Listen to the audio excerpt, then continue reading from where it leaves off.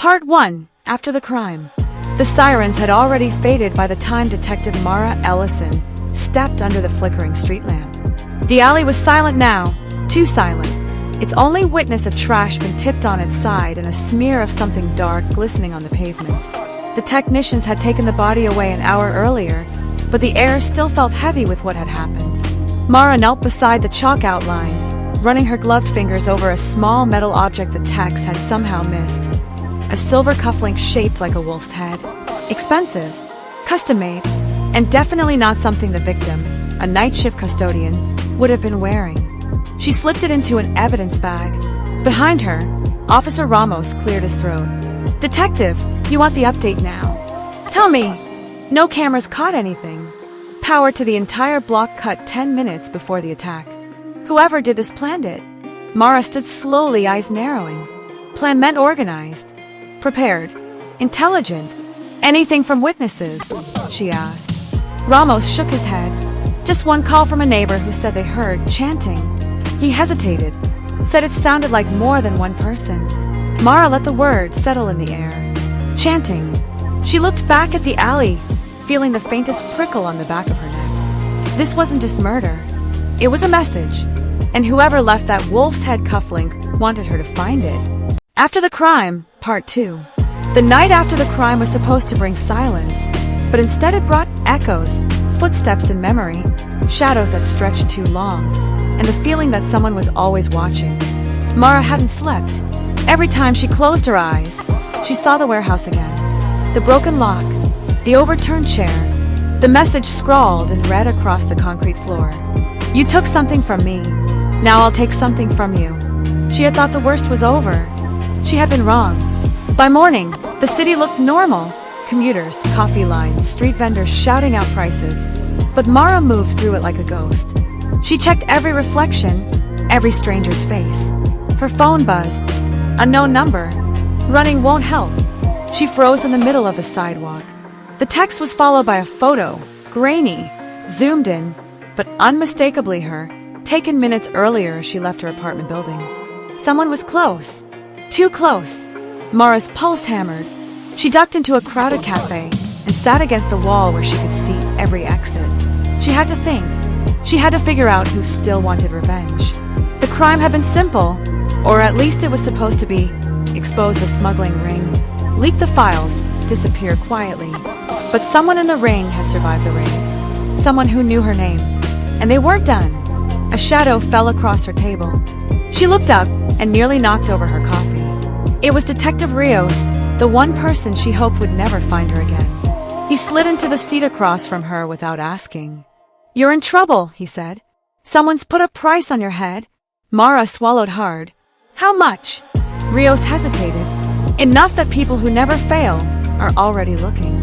The cafe suddenly felt too small, too bright. "Then what do we do?"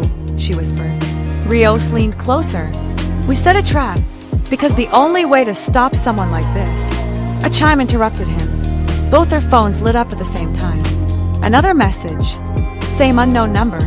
A live video feed. Mara's breath caught. It was her apartment. Her front door. A figure stood there in a dark hood. And then the figure looked directly into the camera and smiled. Rio stood and pulled her up. "It's already started," he said. "Let's move." Mara followed, but she knew, deep down, that no matter how fast they ran, the past was faster. After the crime, Part 3, the shadows moved. Detective Mara Ellison stood frozen in the doorway of the abandoned warehouse, her flashlight trembling in her hand. The message on the floor, letters carved into the concrete, still burned in her mind. "I know what you did, but it wasn't meant for her. It was meant for someone on her team."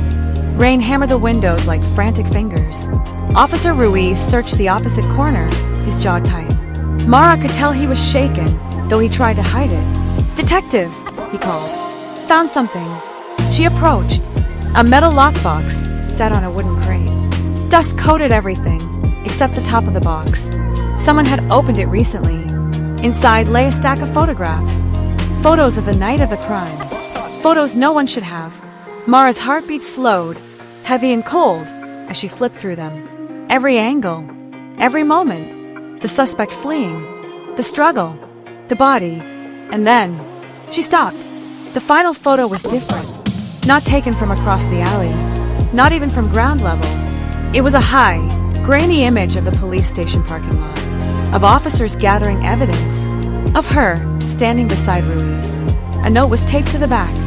Not everyone is who they pretend to be. Tonight, one of you will make a choice. Ruiz leaned closer. This is a threat. No, Mara whispered. This is a warning. As she spoke, her phone buzzed. One new message. Unknown number. She opened it. A live image. Someone outside the station right now. Filming. The caption below it. Part 3 ends here. Shall we continue? Mara swallowed hard. Someone was watching them. Someone who had been watching for a long time. And that someone had just begun playing their next move. After the crime, Part 4, the breaking point. Detective Mara Lorne had been awake for 32 hours, and the world was starting to tilt at the edges. The case that started as a simple break-in had unraveled into something far more calculated, far more personal. And now, in Part 4, it was finally catching up to everyone involved. The city was still asleep when the call came through her radio. Lorne, we found something. You need to see this. The voice belonged to Officer Hale, breathless and shaken. Nothing like his usual stubborn calm. Mara drove fast, heart thudding in her chest. The last clue they'd found, a coded message left at the crime scene, had led them to the abandoned rail yard on the outskirts of town. When she arrived, Hale stood near the entrance of an old freight container, its metal door half open like a jaw ready to swallow the light. You're not going to like this, he warned. Inside, the air was cold enough to sting. Someone had set up a makeshift workspace. Maps pinned to the steel walls, red string connecting names, photos, dates. And at the center of it all was a single black notebook.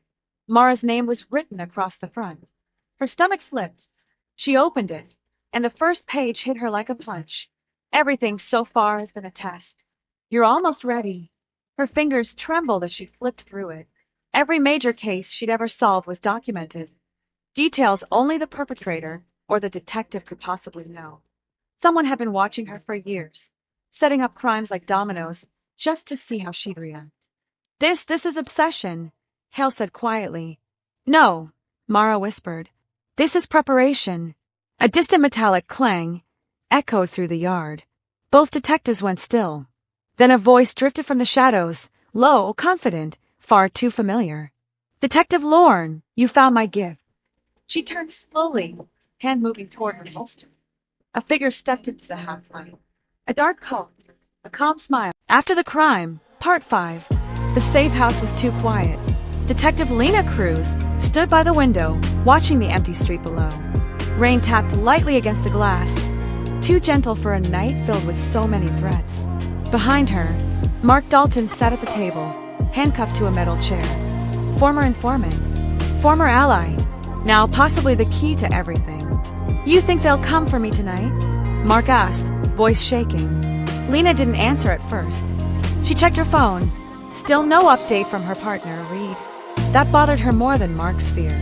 They're already in the city, Lena finally said. You know how your old crew works. They erase loose ends. And right now you're an open wound. Mark swallowed hard. Then why save me? Because you said you had the name, Lena replied. The person who ordered the shooting. The one behind everything. Mark hesitated. Too long. Lena stepped closer. Tell me. He lifted his eyes slowly. If I say it, I don't walk out of here. You don't walk out of here if you don't. Mark breathed and shakily. It's someone inside the department. Someone big. Before he could continue, the lights snapped off. Complete darkness swallowed the room. Lena instantly drew her gun, pulling Mark's chair back from the door. Footsteps echoed in the hallway outside. Slow, deliberate, confident. Someone knew exactly where they were. A voice floated through the dark. Detective Cruz, step aside. We only need him. Lena aimed toward the doorway. You have one chance to leave. After the crime, Part 6, the vanishing evidence. Detective Mara Keene didn't sleep that night. Not after what she'd found. The surveillance drive she'd nearly died retrieving, the one containing the truth about the Harborline murders, was gone. Not misplaced, not stolen, Erased. Every sector wiped. Every trace overwritten. Someone had known exactly what to destroy and how to destroy it. And that meant only one thing. They were inside the investigation. Mara paced the precinct hallway, her boots echoing against the tile. Officer Jalen rushed toward her out of breath. "Detective, there's something you need to see. It's about the witness." Mara's heart tightened. "Which witness?" "The kid, Theo. The only person who had seen the killer's face." Jalen swallowed. "He's missing." They found Theo's apartment door cracked open, the chain sliced clean through. The place hadn't been ransacked, but it had been searched. Carefully, systematically. Whoever took Theo wanted him alive, at least for now. On the kitchen counter, Mara spotted something glinting beneath the dim light. A phone. Theo's. She lifted it with gloves, tapping the screen. It was dead, except for one saved draft unsent. "They know what you're looking for. Don't trust the badge." Mara felt the hair on the back of her neck stand up. A rustle came from the fire escape. She spun, hand on her holster. "Who's there?" A shadow darted past the window, silent, fast, familiar. Mara's breath froze. She recognized the silhouette. The same figure she'd seen in the alley the night the first victim was found. The same figure the erased footage should have revealed clearly. The killer. And now they were watching her. But why? More footsteps. Lena's chest tightened. Mark whispered, panicked. "It's them." A loud metallic bang shook the door. Lena steadied her grip. "Mark." The name. Now. He trembled. It was... The door exploded inward. 3 masked figures rushed in. Lena fired. Mark screamed. And the truth, the name she'd chased for months, hung unfinished in the air. What part? After the crime. Part 7. The shadow that followed. The sirens had finally faded, but the echo of them still rang in Lena's ears. She sat alone in the motel room, its dim yellow lamp flickering as if struggling to keep the darkness at bay. On the table lay the evidence she'd risked everything to steal. A single flash drive, no bigger than her thumb, containing the names of everyone involved in the syndicate's operation. Everyone except one. The mastermind. The one they only called the broker. Lena rubbed her eyes, the exhaustion of the last 48 hours dragging at her. She thought she was alone, until she heard it. A soft, deliberate tap at the motel window. Her pulse froze. Another tap, slower, like someone wanted her to know they were there. She stood, silently drawing the small pistol she'd taken from the warehouse. Her legs shook, but her hand was steady. She stepped toward the window, the curtain trembling as she reached out. Nothing, just rain dripping from the gutter. She exhaled, and then the lamp went out. Total darkness swallowed the room. Lena's breath hitched. Someone was inside. She stepped back slowly, gun raised. Her fingers brushed the wall, searching for the switch, but then a low voice spoke from the blackness. "Relax, Lena. If I wanted you dead, we wouldn't be talking." She spun toward the sound, but it moved, shifting behind her, then to her left. "How do you know my name?" she whispered. Light flared. A lighter flicked on, illuminating half of a man's face in a brief orange glow. Sharp eyes. "Come. Too come. I've been following your work," he said. "And your mistakes."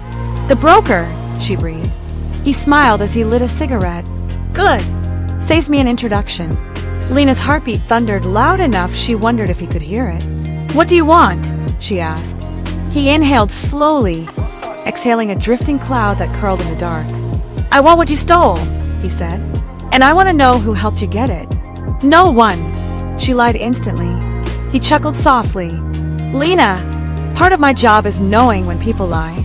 He stepped forward into the glow from the hallway light slipping under the door. Tall, precise, a man who had done terrible things without losing sleep. Lena backed up until she hit the wall. "You're not leaving this room," he said. "Not until we talk about that flash drive." She tightened her grip on the pistol. "But you're wrong," she said. "I'm not alone." At that moment, the second motel door, the one the broker didn't know existed, burst open. A silhouette moved in fast, tackling the broker to the ground. "Run, Lena!" the newcomer shouted. She didn't recognize the voice, but she didn't hesitate. She grabbed the flash drive and sprinted into the rain as shouts and crashing furniture filled the room behind her. Whoever had saved her, she didn't know if they were friend or foe. But she knew one thing. The broker would not stop now. And neither could she. What part?